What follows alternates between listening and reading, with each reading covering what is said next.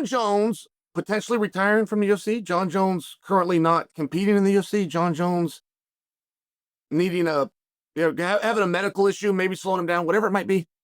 Do you care? It's a big problem. It's a big problem. And you're not wrong, whatever your answer is. If it's yes or no, that's good news. But I feel like it's not yes or no. I feel like it's, Did you guys watch, there was this Super Bowl commercial. Did you guys see this? And the whole commercial, all they said, they would ask him a question, then they'd go to the characters in the commercial and they'd go, They'd ask him a question. Do you care? And that's, I feel like the spot that Jon's in. And Jon is wonderful.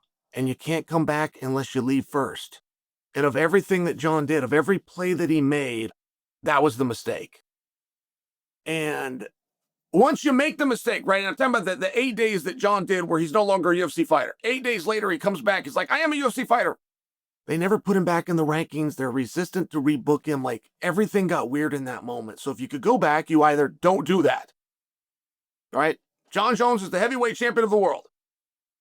Then if he's got the hip injury, he gets some grace and they do the interim thing a little bit more. Whatever that would have looked like. He comes back. He fights Tom Aspinall. That likely would be behind us right now.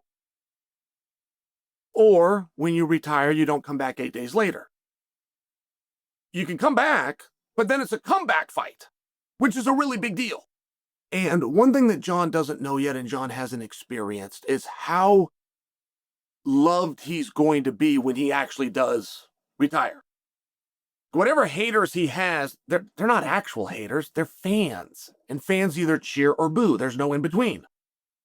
So I only share with you, like, he didn't quite have time to spark that. It's not really a comeback if it was only 8 days off. And that was kind of the air.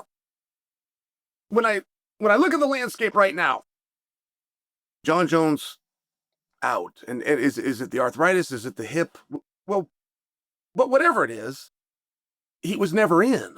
Like, nothing got canceled. It didn't delay a fight. It doesn't change the rankings. He's not in them. It doesn't delay a championship for the first time in a long time. He doesn't have one of those. It doesn't take us away from a match that we wanted to see. There's not currently a match that we want to see. In fact, when you look at the heavyweight rankings, there's still not a match that you want to see. And before you push back and go, Chael, we do want to see him fight Aspinall. Well, I'm just sure, but Aspinall is busy with Surreal. You got to take those guys off the board. Well, Chael, we want to see him with Pierre. Well, Pierre is a light heavyweight. Like, I get the fantasy talk, but if we're operating in the realms of reality, no, there's not a fight that you want to see him have, so it doesn't really change things. It comes back to, right? Now, I do think all of that changes, by the way, if Jon were to go to light heavyweight. And whether that was Pierre or Oberg, or he's back in the mix. I mean, Jon Jones versus Prohaska, like, there's a lot of really interesting things. Right? Jon Jones versus Blachowicz, for that matter. I mean, there is very interesting things at 205 pounds. But again, I'm in fantasy land. That's not what we're doing. And Jon has made that very clear. I'm not going back to 205 pounds. So, right? You stuck it. There's not really a card to play. Even the, hey, I really want on the White House. And let's say everything's forgiven, it's all cool in the gang, and we're going to bring Jon to the White House. Against who? Against who?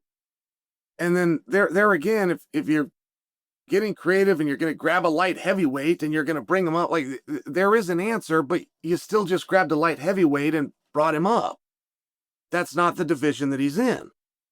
He's in the heavyweight division. So what heavyweight would you like to see Jon Jones face at the White House? And you start to see where it turns into, right? Like, business doesn't go down. Business doesn't change. Media and marketing and some of these opportunities, like, but Jon's not outdoing those. Jon's not outdoing media and marketing and bringing attention. So you're stuck at, I'm stuck at, whatever he wants to do, I'm a supporter of. If Jon doesn't ever want to fight again, but he doesn't have to.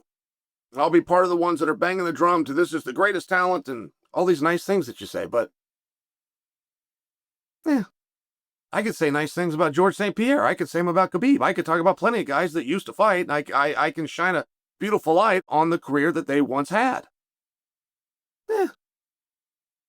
He comes back. He's going to fight. Okay, let's take a look at the ranking. He's ranked nothing. He has no ranking. So if he could get on the docket with a ranked fighter, Derek Lewis is ranked, and Tai Tuivasa is ranked, and Waldo is ranked, and Volkov has been ranked for the longest time, and Alton Jameda, I believe, has announced that he's going to go back down to 205 pounds, but I believe is currently ranked. If you take Jon, you put him against anyone I just said, you still come back to, So, what do you do? What do you do, and how'd you end up in that spot? How did Jon allow himself to end up in that spot? And if you follow the timeline back, the great mistake was those 8 days. And by the way, I get it. He retired and goes, hey, this is a terrible idea. I'm back in. But if you're not going to fight, what difference does it make? Why come back in? If you have a fight, you have something coming up, you can come back in at that period of time.